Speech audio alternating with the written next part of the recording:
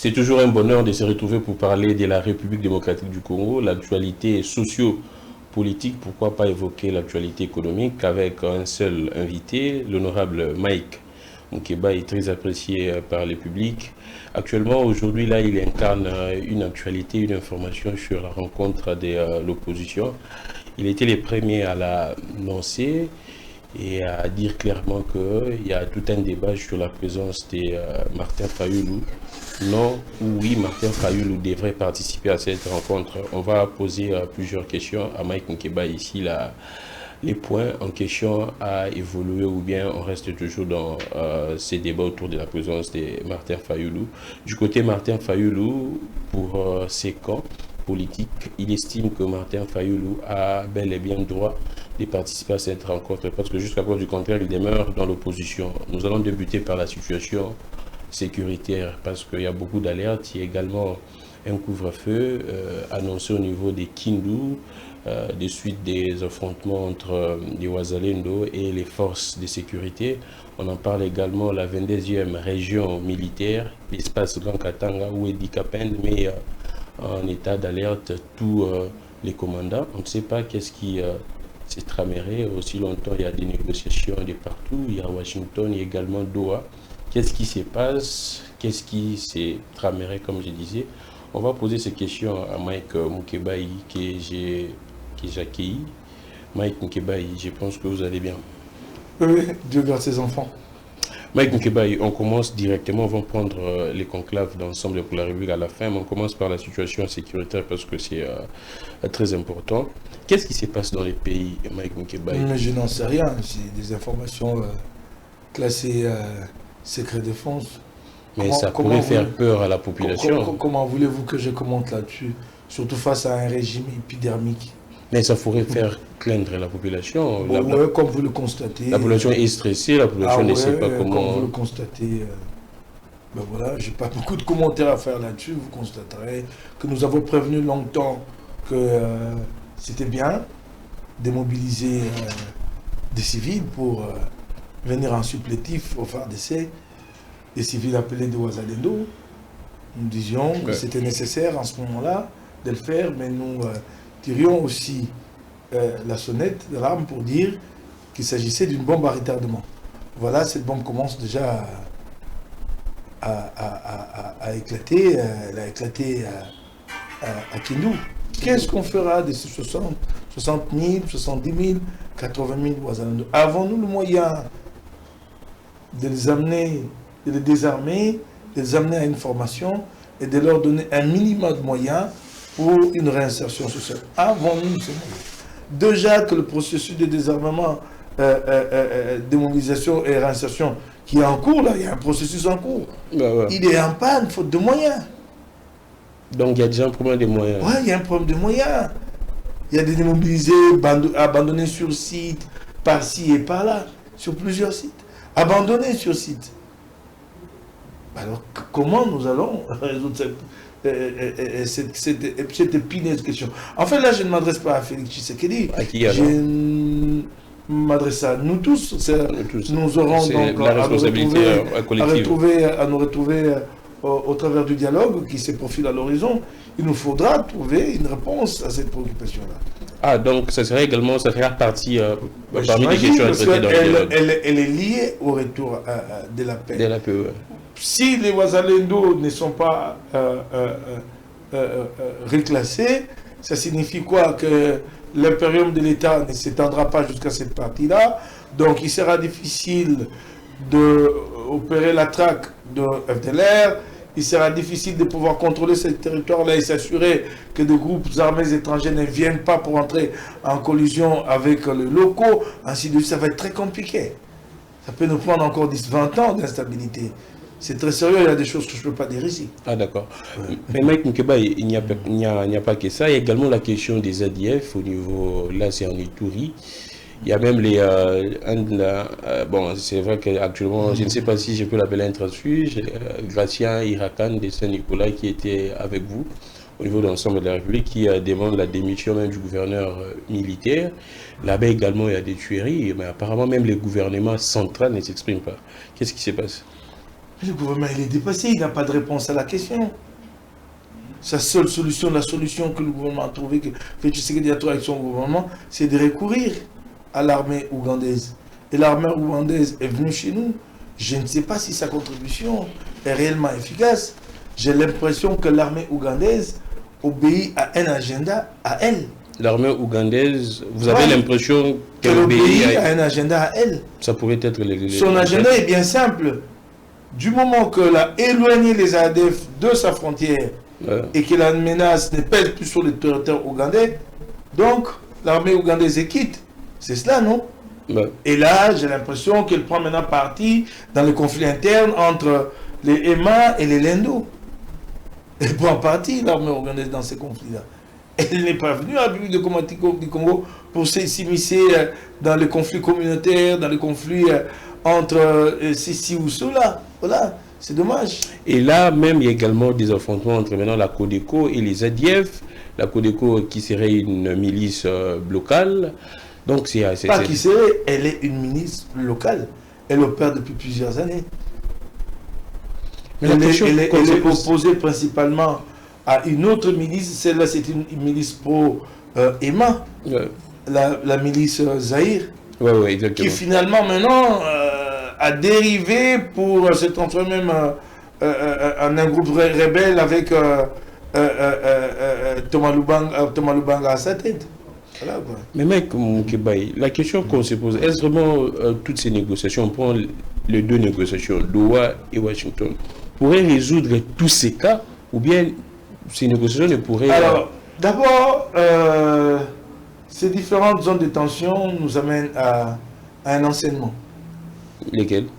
Qu'il ne faut pas surtout se focaliser sur la question M23 et dire qu'il n'y a que cette question. Ah, d'accord. Le Congo connaît une faillite de l'État.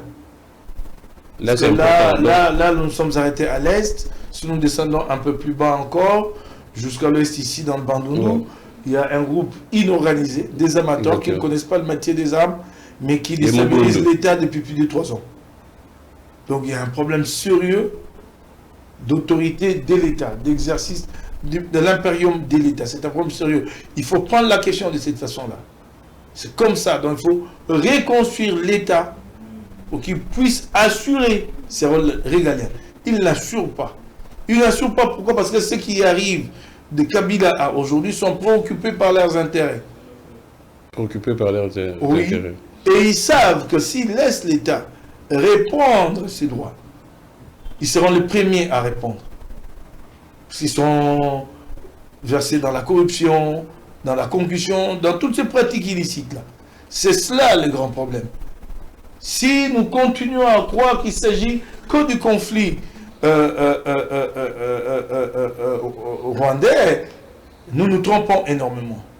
Et d'ailleurs, c'est là-dessus que je ne suis pas d'accord avec Fayoulou, Martin, quand pour justifier son rapprochement avec Félix Tshisekedi, il brandit l'épouvantail de la balkanisation. Tout ce qui parle de la balkanisation ne peut pas ici vous prouver que la menace existe réellement. Ce n'est pas parce que le Rwanda nous occupe une partie de notre territoire de temps en temps qu'on peut parler de balkanisation. Balkanisation suppose une planification internationale avec l'implication de puissances. Donc il doit y avoir absolument l'implication de puissances. Il existe, mais comment vous allez l'exécuter si c'est justement l'hégémonie rwandaise à elle-même? Comment elle peut se permettre, elle, de mettre en branle un plan de balkanisation de tout un État? Mike, vous parlez de l'implication de la balkanisation. Donc le Rwanda ne peut pas à lui seul, à lui seul, mettre en branle un schéma de balkanisation. Mais si on parlerait de... En fait, cette balkanisation, c'est devenu un prétexte. Et des pour justifier les échecs internes. On arrive en responsabilité, on est incapable de redresser le pays, et alors il faut justifier ces échecs. Alors la rengaine, elle est connue, elle est vieille autant que le Congo est indépendant, donc la balkanisation. C'est aussi simple que ça. Mais allons-y, parlons de cette question balkanisation avec beaucoup de sérénité. Allons-y. Je vais découper l'histoire de la République démocratique du Congo très vite, hein, son accession à l'indépendance en 3 temps, 3 séquences. Vous avez 1960-1965. Plusieurs rébellions ont vu le jour, ici et là-bas. La Belgique digère mal l'indépendance de la République démocratique du Congo. C'est vrai qu'il s'imagine que l'éclatement du Congo pourrait lui permettre de reprendre le contrôle de telle ou telle partie de la République. Et Lumumba dénonce la balkanisation. On peut encore comprendre que la menace est là et qu'elle existe. Mobutu fait son coup d'État, nous sommes en 1965. Jusqu'en 1990, remarquez très bien, plus personne ne parle de balkanisation. Yeah. Les aires de Mobutu étaient un État assez stable. Sauf peut-être que nous avons connu 2 ou 3 petites rébellions avec les gendarmes katangais, ce qui était une réaction des Angolais en soutien à des rebelles zaïrois, puisque nous, dans l'entretemps, nous sommes intervenus en Angola. Yeah. En soutien à l'unité de Jonas Savimbi contre le gouvernement d'Agostino Neto. Yeah. Cette période de 1965 et 1990, les Zaïre est stable. Personne ne parle de balkanisation. Pourquoi? Parce que le Zaïre de Mobutu, il est puissant. Il est même missionnaire. Il est missionné par les Occidentaux, par les États-Unis, d'assurer les intérêts occidentaux ici, face à la montée du communisme en Angola et au Congo-Brazzaville. Et nous assumons bien le rôle. Mobutu en profite pour bâtir une armée forte et redoutable. Nous sommes les premiers à acquérir des avions, des technologies très avancées, des Mirages, qui font peur à tous nos voisins. Nous sommes du côté de l'aviation civile, aviation commerciale, nous sommes les premiers à faire atterrir un DC-10 ici, qui coûte extrêmement cher à l'époque.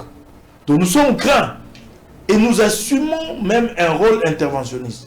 Nous intervenons en Angola, aux côtés des Savimbi, nous intervenons au Rwanda, en faveur d'Abiyarimana, contre le même Kagame ici, qui à l'époque à la tête de la rébellion du FPR. Mais ce n'est pas lui qui conduit la rébellion en ce moment-là, c'est Fred Rugema, qui a été assassiné, et donc Kagame a pris le relais. Beaucoup de choses se disent autour de cet assassinat, nous y reviendrons un jour. Nous sommes intervenus jusqu'au Tchad. Nous arrivons en 90, Mobutu enclenche la démocratisation et finalement nous découvrons que l'État a été complètement détruit les quelques dernières années des années 90. Que l'armée n'existait plus, que les services d'enseignement ne marchent plus, rien ne fonctionne. Quand la guerre de l'Afdel éclate et que Mobutu décide de recourir à l'unité blindée en Banzangungu, on y envoie des experts pour ramener les blindés au fond. Mais qu'est-ce qu'on découvre? Sur les 40, 50 ou 60 blindés sur place, il y en a qui disent qui roulent. Les autres ont été cannibalisés. Cannibalisés comment? Les généraux ont pris des moteurs pour aller équiper des baleinières sur le fleuve. Voilà, le Congo devient faible en ce moment-là. Et dans l'entretemps, nous connaissons le génocide. Il y a un sérieux problème au Rwanda. Des masses rwandaises se déversent chez nous. Et nous sommes plus capables d'assurer notre intégrité territoriale. Et quelques années plus tard, 90, 2000, cette menace refait surface dans le débat. Est-ce qu'elle existe réellement? Ne trouvez-vous pas que quand vous prenez ces 3 séquences, qu'il s'agit plutôt d'une question liée à notre capacité à nous de nous assumer en tant qu'État? Quand nous avons été un État, on n'a pas parlé de balkanisation. Alors arrêtons de faire peur aux Congolais tout le temps. Ce n'est pas parce qu'un individu qui se trouve quelque part à New York pense que le Congo est trop grand et qu'il faut le morceler qu'il y a lieu de crier à la balkanisation. C'est une idée à lui. Mais M. Nkebaye, ce qu'il y a à faire, c'est de construire un État et nous ne le sommes pas. Je vais aller plus loin pour montrer que nous ne sommes pas un État. Nous vivons un conflit majeur avec la République d'Angola. Je ne sais pas si vous êtes au courant de ce conflit. Un litige pétrolier nous oppose. L'Angola exploite le pétrole et exploite jusqu'à notre littoral à nous. Et la Banque mondiale a quantifié les manques à gagner que notre pays subit. Et vous savez qu'il l'évalue à combien? Il manque à gagner 80 milliards de dollars. 80 milliards de dollars. Je ne parle pas de 8 milliards ou de 800 millions.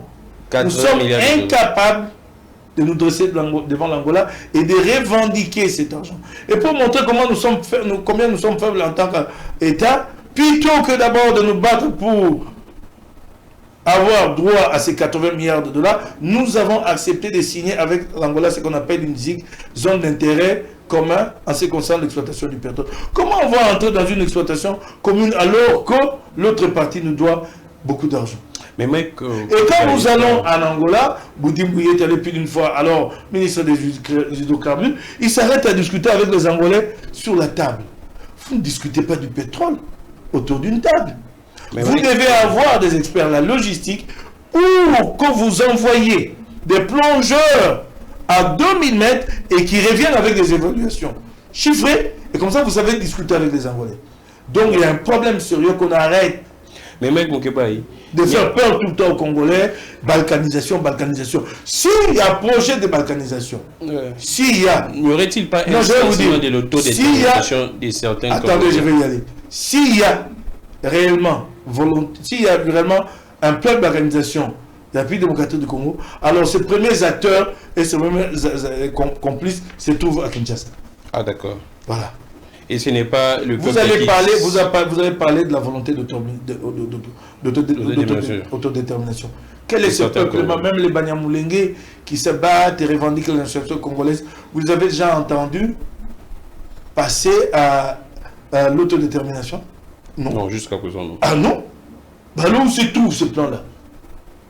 Plutôt, le fait que la crise perdure peut nous amener à ces risques-là.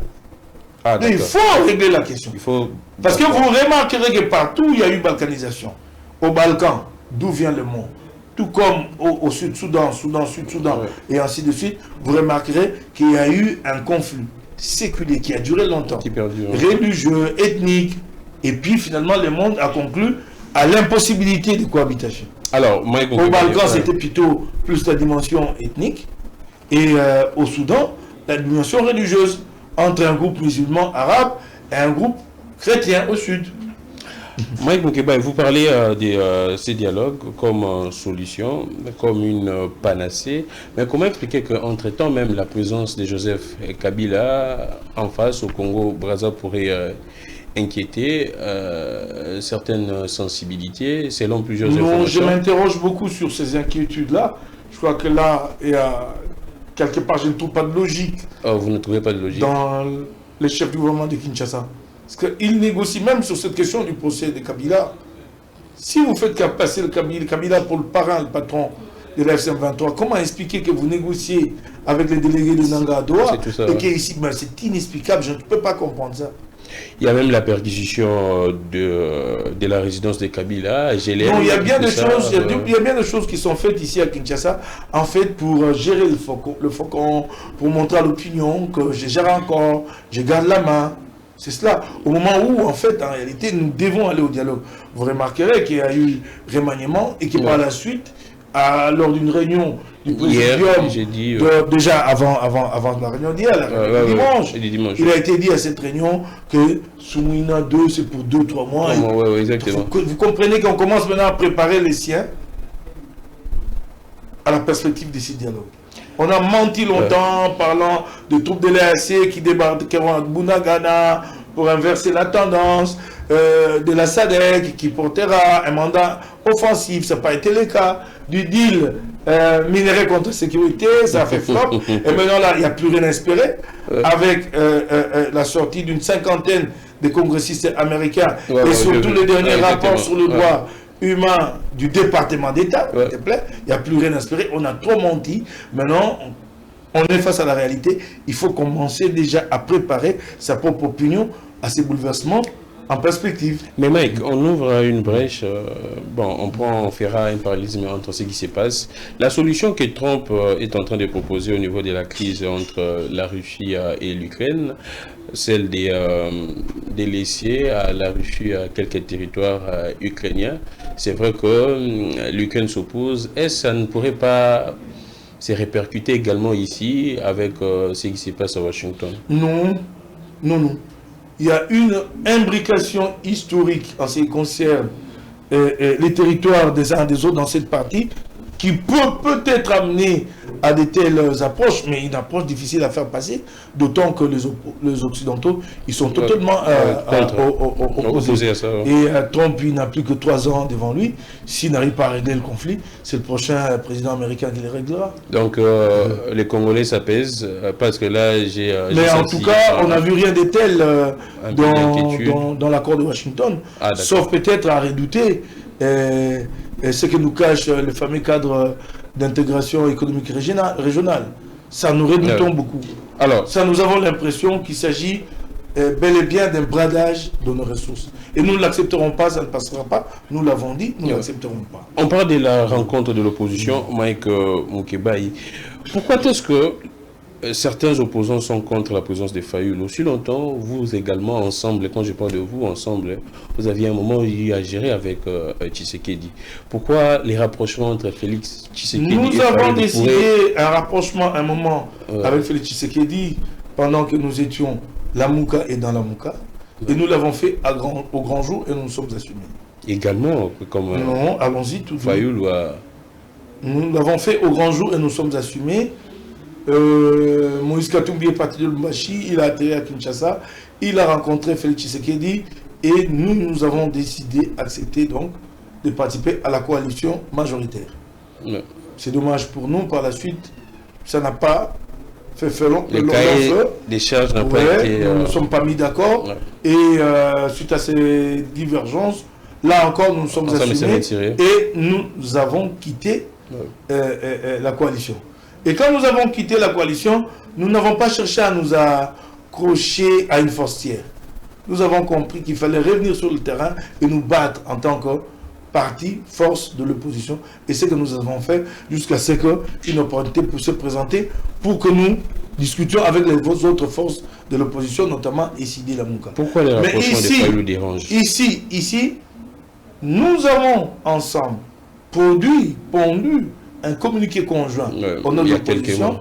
Martin Fayoulou s'est réveillé un matin et il est passé à la télévision pour demander, solliciter, à la limite même commander.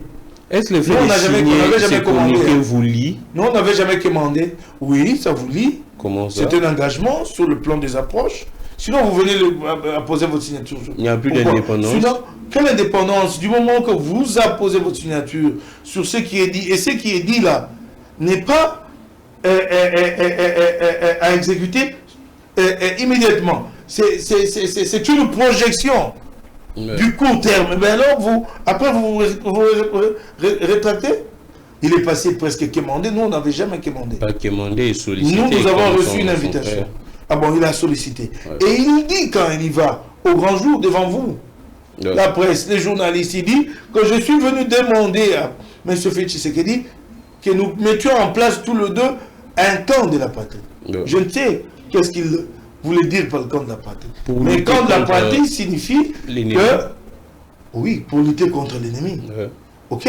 Pourtant, nous étions tous d'avis que la question de belligérance allait être réglée par Washington et Doha, que l'aspect politique devait nous mettre tous autour d'une table au dialogue. Lui sort une autre carte, un schéma à lui. Camp de la patrie, un schéma à lui. Mais c'est unilatéral.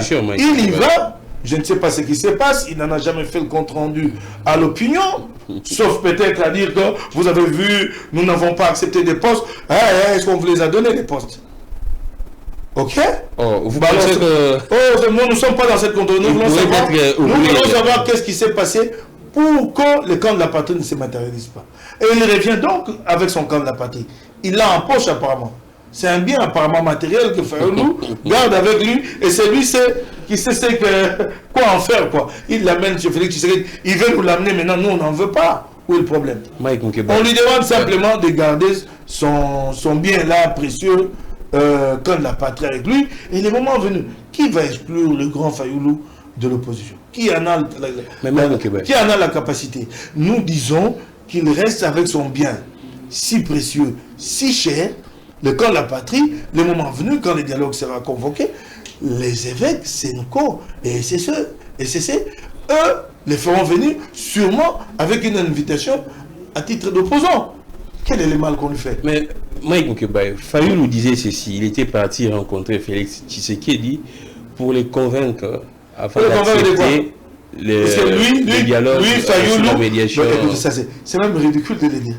Donc Fayoulou croit que lui c'est maintenant lui qui peut fléchir les positions de Félix Tshisekedi. Depuis quand il les fait, qu'est-ce qu'il a déjà obtenu? Donc si on pourrait avoir un dialogue, c'est grâce à Fayoulou. Attendez, vous voulez rigoler ou quoi? Alors là, il y a un problème de prospective chez lui. Tous ceux qui sont informés, avertis, avec une compréhension, une capacité de prospective, savent depuis 3-4 mois que le dialogue est quasi irréversible. Donc il n'y a même pas à aller le demander à Félix Tshisekedi. Il finira par se matérialiser. Il finira, mais attendez, mais Doha est déjà en route. Mais alors, quand vous aurez conclu Doha, les conclusions de Doha, vous les appliquez comment? Les conclusions de Doha demandent un large consensus de la classe politique et vous allez les trouver où? N'est-ce pas, au dialogue national? Quoi? Vous voulez quoi? Qu'on vous amène un tableau noir et de la craie blanche pour que vous compreniez ça à ce niveau de responsabilité? C'est ça? Vous me demandez que je fasse pour Fayoulou? Bon, le Dieu. Mais comment expliquer que vous allez... bon, je ne sais pas. Quelles sont d'abord, d'après vos informations, vous êtes là, vous êtes les premiers à divulguer cette information. Quels pourraient être, selon vous, les participants à cette rencontre de l'opposition? Non, je ne suis pas mandaté pour donner tous ces détails-là. Kabila sera là? Je ne suis pas mandaté à ces stades pour donner tous ces détails-là. Mais c'est vous qui... Mais nous, vous savez que nous avons livré l'info en premier. Oui, mais c'est vrai, j'ai livré l'information, celle qui était à ma possession. Qui vous dit que les autres informations ont été mises à ma disposition? Mais vous savez, que pour nous, la présence des Kabila à ces discussions ne sera pas une surprise. Nous discutons déjà avec lui. La présence des Kabila ne vous dérangerait pas? Ne nous dérangerait pas, elle ne sera pas une surprise. Vous savez que nous discutons déjà avec lui, non? Ouais, depuis l'époque où le pouvoir de Kinshasa a imaginé ces finesses plans de changement de la Constitution, nous avons engagé des discussions au grand jour. Nous ne nous en sommes pas cachés. Nous ne faisons pas les choses comme Fayoulou. Nous avons engagé des discussions au grand jour. Et les photos ont été publiées, non? Oui. Alors, ce sont les deux partis qui ont décidé de publier les photos. Il n'y avait aucune presse congolaise sur place à Addis Abeba. Ce sont les deux partis qui ont dit nous devons informer l'opinion congolaise. Vous ne craignez pas des représailles après cette rencontre, si ça pourrait être... Bon, moi, je n'ai pas de passeport. J'aurai mon passeport, je partirai et je reviendrai. Oh. Oui. Si on vous donne le passeport, vous allez partir. Si on me le donne là demain, je partirai et je reviendrai. Du temps de Joseph Kabila, nous sommes allés à Doha, pardon, ça ne s'appelle pas Doha, à Gorée au Sénégal. Qu'est-ce qui n'a pas été dit? Qui sont partis là-bas pour apprendre les maniements des armes. Quand ils sont de retour ici, ils sont arrêtés. Bon nombre d'entre nous sont rentrés en Europe, ils avaient peur, mais il y en a qui ont pris le courage de revenir à Kinshasa. F. Bazaïba, Mike Mukebaye, Franck Diongo, qui d'autres encore, Kiakwama, et même ces activistes de droits de l'homme zélés à l'époque, qui aujourd'hui ne voient plus tous les abus ici, notamment, comment il s'appelle, Jonas Tchombela. Nous sommes rentrés à Kinshasa. J'irai, je reviendrai, je me reprocherai quoi? Ah, d'accord. Si on devait me faire un procès, on me ferait un procès de quoi? Attends. Mais Mike, on mettrait à ma charge quelle infraction, dis-moi. Mais Mike, soyons quand même sérieux, même s'il y a une dérive dictatoriale, il y a des limites quelque part. Si aujourd'hui ça s'est soldé, en fait, les procès Kabila s'est soldé à une condamnation des Kabila. Moi, comme journaliste, sous Joseph Kabila, j'ai eu à faire le déplacement du maquis d'Nkunda. J'y ai séjourné pendant 3 jours. Et je suis revenu avec mon interview, je l'ai publié à Kinshasa avec photo. Alors,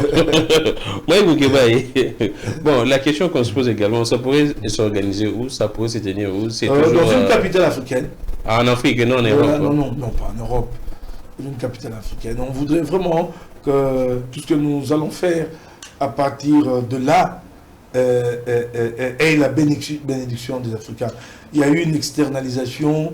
Félix Tshisekedi et le Rwanda ont amené le processus à Washington et puis à Doha. Ça n'a pas beaucoup plu aux Africains. Nous voulons travailler à ramener le processus en Afrique et sous la médiation africaine.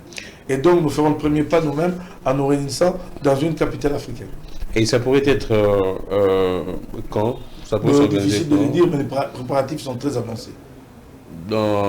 C'est dans quelques semaines, dans quelques mois, dans quelques jours? Non, pas quelques mois c'est trop. Ah, dans quelques jours? Non, des semaines peut-être. Des semaines? Oui. Alors, quelles pourraient être les matières? C'est vrai qu'on parle du dialogue, l'harmonisation des éléments des langages, mais précisément, ce sera quoi, les contenus? Oui, c'est ça, nous devons travailler à produire un cahier de charges commun.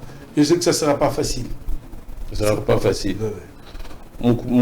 Ça, je ne sais pas si Mukwege pourrait être là. Moi, je pense qu'il est la bienvenue, mais s'il ne vient pas, moi, ça ne me choque pas. Mukwege est plus société civile que politique. Disons les choses clairement. Ouais. Oui, disons les choses clairement. Ce n'est pas parce qu'il a été candidat à l'élection présidentielle, sans d'ailleurs battre campagne jusqu'au bout. Ouais. Et que non, il est devenu politique. Quel est le nom de son parti politique? Ou de son regroupement? Le regroupement qu'il avait mis en place pour les élections n'a même pas obtenu le seuil. Et depuis,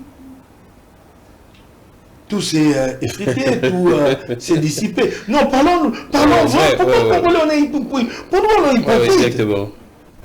Moi, j'ai beaucoup de respect pour mon collègue. Il n'y en a pas deux avec un carnet d'adresse comme lui. Exactement. Mais il n'est pas politique, il est société civile. Mettons-nous d'accord. Moi, j'aimerais bien qu'on l'associe, mais qu'on l'associe comme société civile. Ah, d'accord. Ouais. Donc, il pourrait... Non, si ça ne dépendait que de moi, je l'associerais comme société civile. Et c'est là qu'il est le plus à l'aise. Il est dans une sorte de rôle de lanceur d'alerte. C'est ça, mon Mukwege. Ouais. C'est pas un politique pur jus, comme Katumbi ou comme Fayulu. Ah ben non. Mais également, il y a la question... De toutes les façons, toutes les dernières discussions que nous avons eues, il n'y a pas pris part. Donc si là, il ne venait pas, pourquoi ça choquerait les esprits? Ah d'accord. C'est que tout ce que nous faisons jusque-là, nous le faisons sans lui. Ça ne choque personne. Alors, pas d'une réunion de l'opposition, pourquoi pas lui? Pourquoi? Et mettons-nous d'accord quand même. La présence de l'opposition militaire, armée, ça pourrait vous déranger ou non? Non, je crois que ce n'est pas le moment d'engager des discussions directes, de s'asseoir. Il faut que ça avance d'abord du côté de Doha et qu'ils parviennent à un compromis, à un accord de cessez-le-feu. Ça va nous mettre à l'aise. L'encontre de l'opposition qui se prépare. Je suis en train de réfléchir. Des représentants de la... Je suis en train de réfléchir, je ne parle pas du protocole. Ouais, je ne suis pas chargé de ces protocoles. J'ai réfléchi à voir, ça peut permettre d'avoir des pistes ensemble. Ouais, ça peut permettre d'avoir des pistes. Je répète encore ma question. Est-ce les représentants de la sont J'ai répondu à votre question, j'ai vous répondu. J'ai dit, nous sommes en train d'observer l'évolution des Doha. Ah d'accord. Ouais. Donc, il faut que les belligérants parviennent à un accord de cessez-le-feu et finalement à un accord de paix. Ça nous mettra à l'aise pour discuter avec tous. Ah d'accord. Voilà. Et là maintenant, bon, je ne sais pas si vous aviez également, vous auriez invité également à quelques représentants de la CENCO et CC, non? Non, pourquoi? Ah d'accord. Et ils sont facilitateurs, même si par ailleurs, Dodo Kamba et son fameux groupe de guise de réveil ne comprennent pas le rôle des facilitateurs, jusqu'à faire aux facilitateurs le reproche de ne pas mentionner la reconnaissance de l'agression rwandaise du M23. Est-ce que ça, c'est le rôle de la facilitation? De prendre position sur une question qui sera débattue. C'est cette question qui divise, non? Le M23 estime qu'il s'agit d'une rébellion congolaise, n'est-ce pas? Et dans une certaine mesure, le gouvernement de Kinshasa a reconnu qu'il s'agit d'une rébellion congolaise, puisqu'il a engagé des discussions avec cette rébellion-là. Et vous, en ce moment-là, vous attendez de la facilitation. Mais je me demande si ces pasteurs-là comprennent les matières qui sont reprises dans le pacte social. Mais Mike, je me pose la question. Mais Mike, j'aimerais qu'on puisse être clair à l'égard de l'opinion qui nous suit. Est-ce toutes ces négociations-là, même la rencontre de l'opposition, est-ce que ça ne pourrait pas conduire à ce que nous puissions mettre un peu de côté la Constitution, c'est-à-dire un glissement avec le temps? Ah bon, écoutez, n'amenez pas à commencer à spéculer sur ces choses-là. Hein. C'est prématuré à ces stades. Oh my God. Il y aura le moment où nous allons envisager le contenu ensemble. Vous pensez que si ça pourrait conduire à un glissement, l'opinion pourrait accepter cela? Non, pas de glissement. Pas de glissement. Il peut y avoir une sorte de parenthèse, mais pas de glissement. une parenthèse qui s'inscrit dans le délai constitutionnel. Les glissements, c'est quand vous dépassez les délais constitutionnels.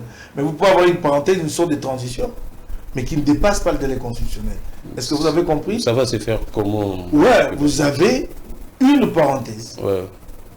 Au terme d'un compromis. En plein mandat de Félix Tshisekedi. Vous parvenez à une parenthèse, mais laquelle ne dépassera pas 2028. Ah, d'accord. Laquelle parenthèse nous mettra tous d'accord et permettra que nous organisions les élections ensemble.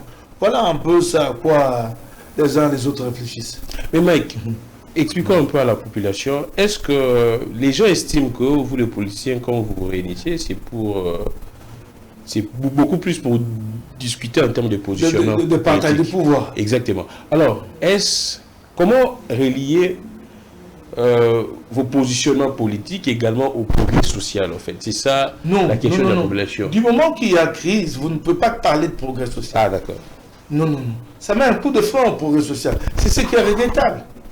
C'est pourquoi il faut très vite trouver une solution à une crise, revenir au processus électoral, avoir des élections le plus transparentes possible, et donc ceux qui obtiendront le mandat du peuple à l'issue de ces élections, eux alors vont s'engager dans une situation politique stable, ils vont s'engager pour le progrès social. Maintenant, vous ne pouvez pas parler de progrès social. Comment vous allez parler de progrès social? Maintenant, c'est le minimum, on essaie de limiter le dégât. C'est ça, c'est dommage, c'est ça la triste réalité. Alors, Mike Moukeba, nous allons prendre très rapidement également ces conclaves d'ensemble pour la République. Moi, j'ai vu en tout cas beaucoup de constats qu'ensemble a fait à l'égard de la gestion de Félix-Antoine Tshisekedi. C'est vrai, vous proposez également ces dialogues. Mais Mike Moukeba, parlons de ces conclaves. Ensemble, également, on constate, même dans les conclaves, on a constaté un peu de quoi au niveau de votre parti politique. Quoi? Lesquels? On va y arriver, Mike Moukeba. C'est-à-dire qu'apparemment, Ensemble pour la République ne fonctionnerait pas comme il devrait fonctionner. Ah, ça, vous avez raison. Et c'est dit même. Ouais. C'est dit dans la résolution.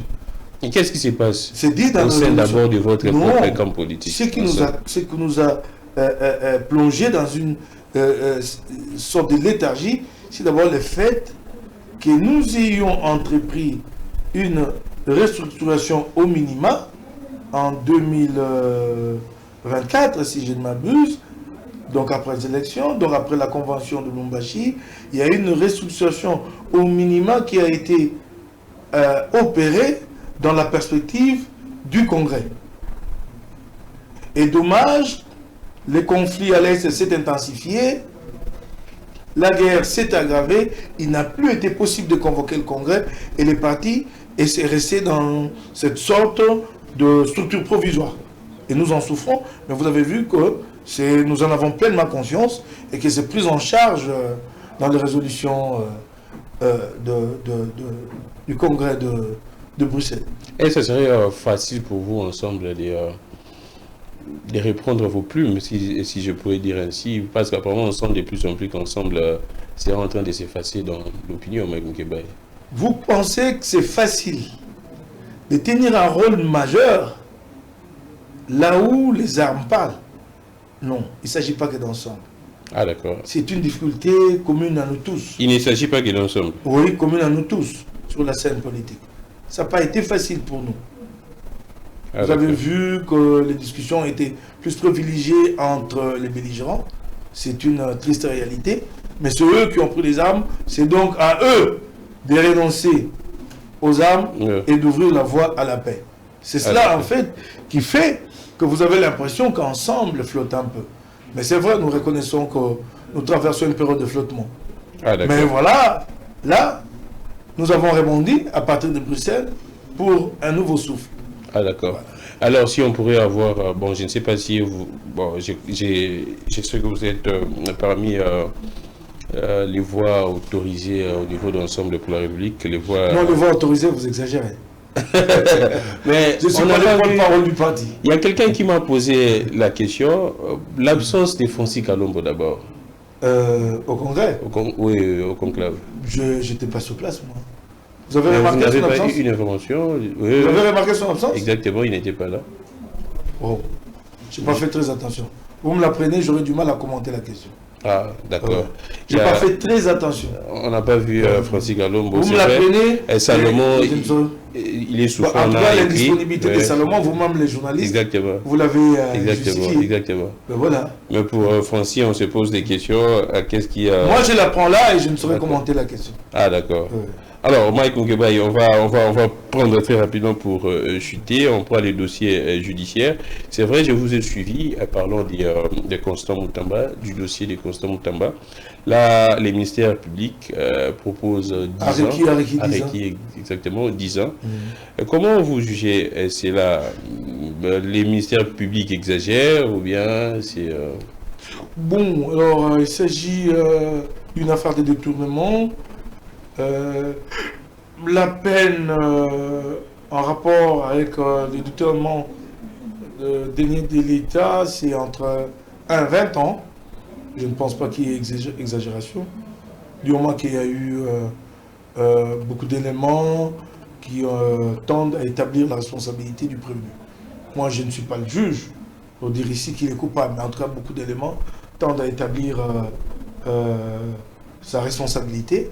Et vous remarquerez qu'il a exclu depuis le début tous les services techniques, notamment la cellule de gestion de marché public, qui est une cellule que vous retrouvez partout où il y a des autorités contractantes, donc des autorités avec pouvoir de conclure des marchés publics. Vous ne pouvez pas engager le processus sans commencer par cette cellule-là. Il a exclu la direction des services pénitentiaires. Vous remarquerez que... il met en avant une décision du Conseil des ministres qui aurait demandé la construction d'une prison à Kisangani. Mais le parquet a mis la main sur le compte rendu de la réunion du Conseil des ministres du 8 novembre 2024. Il n'est nullement question dans ces comptes rendus-là de construction d'une prison à Kisangani. Nullement. Il est plutôt question de construction de maisons d'arrêt à Kinshasa. Mais Mike, vous remarquerez deux choses. Vous remarquerez que l'argent est bel et bien sorti. Il a été viré d'un compte à un autre, du compte ministère Fonds Frivao à un compte à la Rabobank. Si cet argent, comme le printemps prévenu, n'a pas été utilisé par les bénéficiaires, par le tenant du compte, c'est parce qu'il y a eu l'intervention de la CNRF à travers Adlar Kissoula. En fait, cet argent est encore là, sous saisie. Mais le prévenu, il a cherché à présenter ces comptes-là comme compte séquestre. Et quand le représentant de la banque, de la Rabobank est passé à titre de témoin devant la barre, qu'est-ce qu'il a dit? C'est un compte courant, donc les fonds peuvent être disponibilisés par les tenants du compte à tout moment. Si ces fonds sont encore là, c'est puisqu'il y a une décision qui a gelé les maniements de ces comptes-là. Donc il y a des choses mises ensemble qui tendent à établir sa responsabilité. Pardon, je ne dis pas qu'il n'a pas exagéré, je ne dis pas qu'il a exagéré. Je crois qu'il a fait son travail des ministères publics, mais non à la Cour de cassation de décider. Mais Mike Mukebai, là, je dois également vous poser la question. Il y a certains proches de Constant Moutamba qui jugeraient très mal votre sortie médiatique, selon eux, contre Constant Moutamba. Pourtant, selon toujours ses proches, ce serait lui qui aurait qui aurait fait en sorte que vous puissiez être libre, que vous puissiez si c'est lui qui avait la décision, je lui dis merci. Mais comment est-ce que vous pourriez... Je lui dis merci parce que je me rends compte que en fait, ma détention ne dépendait pas de la justice, ça dépendait de la volonté d'un individu ou des individus. C'est pourquoi je dis merci. Bon, j'ai répondu, je pense. Selon ses proches, il aurait fait une sorte de... Non, mais j'ai dit, si c'est le cas, j'ai dit merci parce que je découvre que ma détention dépendait de la volonté d'un ou des individus. Et c'est ainsi qu'il y en a eu un ou plusieurs qui ont décidé en dehors de voie de justice de me mettre en liberté. Chose que je n'ai jamais demandé à personne, s'il vous plaît. Mais c'est là... S'il y a eu qui s'étaient entremis, je leur dis aussi merci. Mais ils s'étaient entremis de bonne foi. Cela ne me lie pas pour qu'aujourd'hui, je ne puisse pas donner mes avis, même alors qu'il l'avait fait. Si dur, on dirait... Même alors qu'il l'avait fait, cela ne me lie pas pour que je me donne mes avis sur une question aussi importante. Les Congolais cherchent à comprendre. Vous savez ce qu'il y a. On ne parle pas de la dureté, de la liaison. Il n'y a rien de dur. J'ai jamais demandé sa condamnation. Ça aurait été dur si j'avais demandé sa condamnation. Ah, d'accord. Je décrypte les faits. Ah, d'accord. Il y a ici un aspect pédagogique. Aider le Congolais à comprendre c'est quoi une procédure de passation de marché.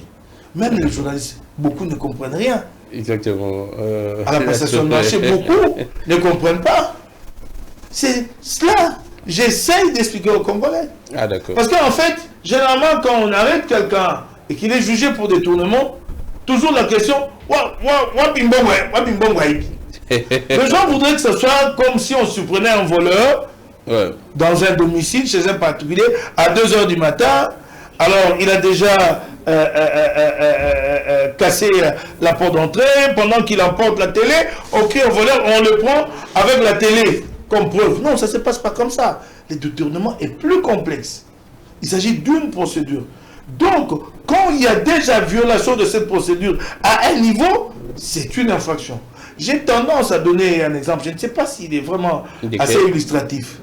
Donc, j'ai un magasin sur mon avenue, 10 avenues plus tard, plus loin. J'ai dit à mon gérant, je dis chaque fois que tu vends, tu vas mettre la recette. Tu viens le chercher le matin, si tu dois renouveler les stocks. Et c'est écrit noir sur blanc, dans une convention que nous avons signée tous les deux. Et il s'est fait qu'un jour, il emporte la recette chez lui. Et il revient le matin, il me dit, j'ai été cambriolé chez moi, j'ai perdu la recette. Je le sanctionne avant tout, puisque lui, il a violé la convention. Il a violé la procédure. Je peux ne pas aller vérifier si ces fonds ont été détournés. Il a violé la convention. C'est cela la procédure. Voilà ce qu'il a expliqué aux Congolais. Nous sommes une jeune démocratie où l'opinion, on comprend. Quand je discute avec les gens à la cité, ben, écoute, je ne comprends rien. Mike Moukébaï. Les gens ne sont pas suffisamment informés sur ce qui se passe, mais aussi sur le mécanisme de passation de marché. Alors, donc, Mike Moukébaï a passé à un marché pour que sur certaines questions aussi importantes, ils disent, bon, je ne parle pas, écoutez, quand même. Il y a une actualité qui nous a tenu en haleine hier. Il y a les meilleurs élèves de la République qui ont été, bon, je ne parlais pas primés, mais du moins obtenu leur bourse à travers, via la fondation Luna de la Première Dame. Comment vous réagissez? Mais c'est vrai, je refuse de vraiment commenter cette question, pour ne pas me lancer dans la polémique. Pourquoi? C'est une actualité, non? Ça concerne les enfants et l'éducation. Je refuse de commenter cette question. Elle est assez controversée. Comment ça? Je ne voudrais pas ajouter. Le président a appelé à plus de collaboration entre le gouvernement et la fondation. Mais ça concerne l'éducation, Mike. Ça concerne l'éducation de nos enfants, non? Ce que je sais, c'est que quand nous sommes en responsabilité, ces bourses-là, c'est l'État qui va les octroyer. Point barre. non, mais il faut quand même. Comme il s'agit des fonds de l'État, c'est l'État qui va les octroyer. Non, pas les fonds de l'État. Non, moi je parle de ce que je sais. Voilà. Oh. J'ai dit que je ne veux pas ajouter à la polémique, vous me poussez tout de même. Voilà. Merci beaucoup. Mais on prend, il y avait un dossier là entre vous et. Mais alors, tiens, parce que les gens disent que moi, c'est Constant Moutamba. Non, on parle. Qui m'a sorti de la prison. Et Jean-Marc Abound. Non, on prend. C'était quelques semaines avant moi. Bon, je ne sais pas. On prend. Et Denis du Sochoa. Je ne sais pas. Et cette Kikouni. On a dit que Mike Moukébaï est serré ingrat. Comment est-ce qu'il peut parler aussi fort comme ça des Moutamba aussi longtemps et Moutamba plaider pour lui? Bon, là, on passe. Mais votre dossier, Thierry, est-ce que ce qu'ils disent, ils se rendent compte de combien ils sont en train d'éternir l'image de la justice? J'ai été poursuivi pour telle infraction. Maintenant, on parle d'intercession personnelle de tel individu. On est où là? Il y a un problème? Non, on parle de l'implication du ministre au bon fonctionnement des... Non. Ça, c'est pas le bon fonctionnement. Le bon fonctionnement, c'est une décision de justice pour redresser, pour réparer. C'est cela. On finit avec On en est où avec les dossiers entre vous et Thierry Kambundi? La suite, c'est quoi? Vous aviez... J'ai comparu aujourd'hui devant les CESAC. Ah, c'est vrai, ça? Oui, j'étais là. Donc, vous avez tenu à... Oui, c'est aussi pédagogique. Hein. Et pourquoi ne pas excuser Mike Moukebaï? C'est votre jeune frère. Il s'agit d'une réparation, plutôt, si je peux le dire, quasi à l'amiable. Si je suis devant les CESAC, je n'ai pas demandé une sanction contre lui. Ah, je ne me suis pas plaint outre mesure. J'ai dit que j'attendais de lui une réparation. Parce que la rédaction de Top Congo demandait à mon avocat d'envoyer un enregistrement à nous, comme mise au point. J'ai dit non. Il a allégué des faits qui ne sont pas vrais. C'est à lui de revenir sur ces faits. Parce qu'il n'y a pas que Moukebaï qui a été lésé. Il a même abusé de la bonne foi de ses auditeurs. Il leur a donné une fausse information. Et même ça, il ne peut pas réparer de lui-même. Voilà ce que j'ai demandé, je m'arrête là. Mais pour moi, c'était pédagogique. Parce qu'apparemment, il y a certains médias ici, de gens qui pensent que ça n'arrive qu'aux autres. Hein? Je pouvais aller aussi en justice contre lui. Ça aurait fait plaisir à Christian Luswakono, qui a poursuivi un journaliste ici. Depuis la prison, j'ai tweeté plus d'une fois pour lui demander clémence. Il ne m'a jamais écouté. Un journaliste qui poursuit un autre pendant que vous vous battez pour la dépénalisation de la presse. Moi, je me sens lié. C'est un combat que je porte, que je porterai jusqu'à la fin de ma vie. Mais moi, la dépénalisation de la presse. J'ai appris que... Du délit de presse. J'ai appris que vous aviez échangé avec lui, mais du moins... J'ai échangé avec lui le même jour. Il m'a promis de m'envoyer la vidéo. Mais jusqu'à présent, non. Il ne m'a plus jamais rappelé. Qui vous rapporte ce que nous nous sommes dit. J'ai été très sportif, je lui ai dit, moi, j'ai compulsé tous les vidéos-reportages, toutes les vidéos-reportages sur cette activité, rien de tel n'a été scandé. Alors, vous envoyez-moi votre vidéo, comme ça, nous allons avoir le même entendement et je pourrai donc vous adresser ma mise au point. Il n'a jamais fait. Et c'est d'ailleurs ce qui m'a amené à aller vers les CESAC. S'il m'avait envoyé la vidéo et qu'il avait reconnu son tort, ben je crois que je ne serais pas parti devant les CESAC. J'ai entendu, en tout cas, si ce n'est pas lui-même, ses collègues de Top Congo, dire à mon avocat qui ne m'a pas cité. Mais les allusions faites dans cette vidéo, on voit clairement la personne de Moukebaï. Ce n'est pas un ancien journaliste qui va dire ça. Oui, mais les allusions sont assez claires. Il n'y a pas à aller chercher. Ce n'est pas député de Kinshasa qui vient de sortir de prison. Il y en a deux qui viennent de sortir de prison. Vous en connaissez un autre? Non. Alors, Mike, on ne peut jamais vous recevoir sans finir par la question de la ville de Kinshasa. Quelle est votre lecture actuelle, on finit vraiment par là, de l'Assemblée provinciale de Kinshasa actuellement et du gouvernorat de la ville? J'étais qu'un ancien député. Oui, je sais qu'ils ont hérité d'un bilan catastrophique, ils en souffriront longtemps. Donc la faute n'est pas de Bumba, c'est ils ont une certaine responsabilité en tant que gestionnaire, non? Ils doivent essayer de trouver une solution. Mais la situation qu'ils ont héritée est loin de leur permettre de faire avancer Kinshasa. Ils ont hérité assez de dettes sociales d'abord, 6 mois d'arrêt pour le ministre provincial, mandat Ngobila, nous, députés provinciaux, 4 mois d'arrêt, et 6 mois, et pas 6 mois d'indemnité de sortie. Donc, indemnité de sortie et monument fois 6 mois. Donc, ça, Ngobila ne nous l'avait pas payé. Jusqu'à présent, non? Non, jusqu'à présent, non. Ils ont hérité d'une situation qui n'est pas très reluisante et ils ont du mal à avancer. Vous voyez l'état de route, ça c'est un héritage. Et comment vous allez vous y prendre? Quand pendant 5 ans, les gens ont travaillé à détruire le route. On a travaillé ici à détruire le route, comme le disait Nicolas Kazadi, nous partageons l'argent et le reste, nous verrons après. Et bien maintenant, là, ils passeront le mandat à colmater les trous. Et quand est-ce qu'ils vont construire? Mais Mike, selon certaines informations, on parlerait que les problèmes au niveau de nos provinces, c'est parce que le gouvernement central ne faciliterait pas la tâche aux provinces. Est-ce vrai?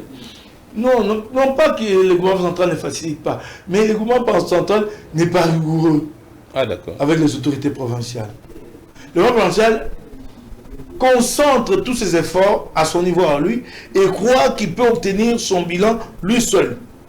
Il ne peut pas s'imaginer que les provinces peuvent impulser aussi le développement. Vous remarquerez que le gouvernement central se flatte, lui, d'avoir réaliser de sérieuses augmentations des recettes.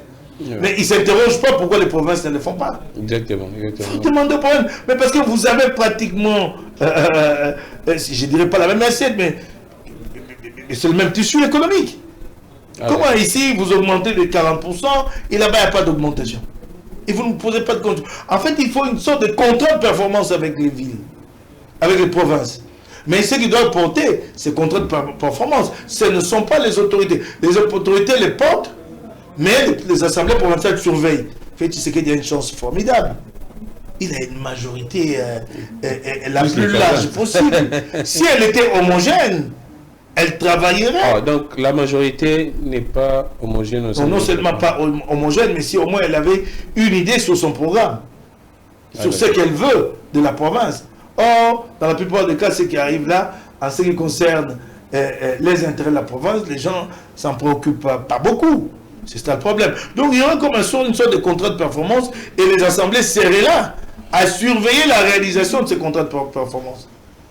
Mais Mike, je ne sais pas si vous suivez de près également la question des conseillers communaux. Je ne sais pas si vous pourriez placer un mot. Non, ce qui est très grave, c'est que les élections ont été organisées et que maintenant, les conseillers communaux élus ne sont pas payés, je ne sais pas depuis combien. En tout cas, depuis les débuts. Depuis les débuts. Ce qui est grave, ce n'est pas qu'ils ne sont pas payés. Ce qui est grave, c'est que c'est une dette dont l'État devra s'acquitter un jour. L'État devra payer. Donc nous paierons un jour une dette à des individus qui n'auront jamais travaillé. Ils ne travaillent pas. Voyez-vous? Donc demain, nous paierons 8 millions, 80 millions de dollars. Il ne faut pas leur faire le reproche, ce n'est pas leur faute à eux. Donc nous devons payer des dizaines de millions de dollars à un groupe. Donc nous devons payer. Nous devons payer. Ok? Nous ne pouvons pas, nous, faire payer les turpitudes de l'État à des particuliers qui en sont plutôt victimes. Ce n'est pas sérieux. Donc nous paierons un jour 80 millions, 8 millions aux gens qui n'auront fourni aucune contrepartie à l'État. Vous vous rendez compte un peu? Et là, j'apprends, je ne sais pas si c'est vrai, Jacques Chabani aurait instruit d'organiser des élections à d'autres échelons, et que Denis Kadima s'y est déjà mis. Mais mon Dieu, c'est vrai. C'est quel cirque ça? Entre-temps, il y a déjà des gens qui ne sont pas payés. C'est vrai, je comprends, c'est une obligation constitutionnelle. Mais si la réalité ne le permet pas, vous faites quoi? Puis la réalité ne le permet pas, vous faites quoi? Pourquoi il faut continuer à endetter l'État comme ça, alors qu'il est déjà surendetté? Merci beaucoup, Mike Moukébaï. Merci d'être passé, Mike Moukébaï. Ça est fini pour aujourd'hui. J'ai recevé pour vous, Mike Moukébaï. On a parlé de plusieurs questions concernant le Congo, concernant la République démocratique du Congo. On a commencé par la question sécuritaire parce que c'était très crucial. Il y a des alertes à tous les niveaux, mais du moins, on attend la suite, la proposition. On attend également la tenue de ces dialogues, si ça sera pour quand, pour cette année. On ne sait pas, entre-temps, le gouvernement soumis nous à deux. Les premiers conseils des ministres s'est tenu aujourd'hui. On va écouter les comptes rendus, si ça va se passer. Vous croyez que le compte rendu, comment? Le compte rendu du gouvernement congolais, c'est à peu près comme un élément d'une liturgie. Ça devrait se passer comment alors? Non, c'est un élément d'une liturgie, d'un rituel répété. Et dans ces rituels répétés, il y a dedans les comptes rendus. C'est un compte rendu qui ne sert à rien. Quel de vœux? Voyez-vous, les dernières fois, il y avait un vœu là-bas du chef de l'État. Il demandait au gouvernement de la ville de Kinshasa de prendre des mesures drastiques. Mais moi, je lui ai posé la question à lui-même, lui peut proposer une seule mesure drastique en ce qui concerne l'assainissement à Kinshasa. Non, la situation est catastrophique. Il n'y a pas de mesure drastique à prendre. On n'a pas pris les choses à temps et c'est devenu dramatique. Il faut de gros moyens. Il n'y a pas de mesure drastique. Et donc, quand le chef d'État parle de mesures drastiques, c'est une question de se déresponsabiliser vis-à-vis de le problème. On dit, lui a montré qu'il est préoccupé, c'est Bumba la faute. Voyez-vous, c'est là que je vous dis, c'est que de vœux. Mais il faut faire les choses le mandat passé, de l'argent de fonds importants était déboursé. 2 millions. Combien de fois j'ai crié? Félix Tshisekedi, cet argent est détourné. 2 millions, l'année, ça vous fait 24 millions. 3 ans, ça vous fait plus de 80 millions. Ça vous permet de doter la ville des engins. Et quand vous avez ces engins-là, c'est pour 30 ans. Hein. C'est des engins à amortir sur 30 ans. Et là, Bumba arrive, il a trouvé quoi comme engin? Rien. Mais c'est cela, les erreurs que Félix Tshisekedi a commises le mandat passé. Et le mandat, celui-ci, il peut plus servir à quoi que ce soit. On va se retrouver prochainement. Prenons très bien soin de nous. Que le Dieu de toutes les inspirations continue de nous inspirer et de vous inspirer également. Je suis Grammy Grégon. Au revoir. Grammy.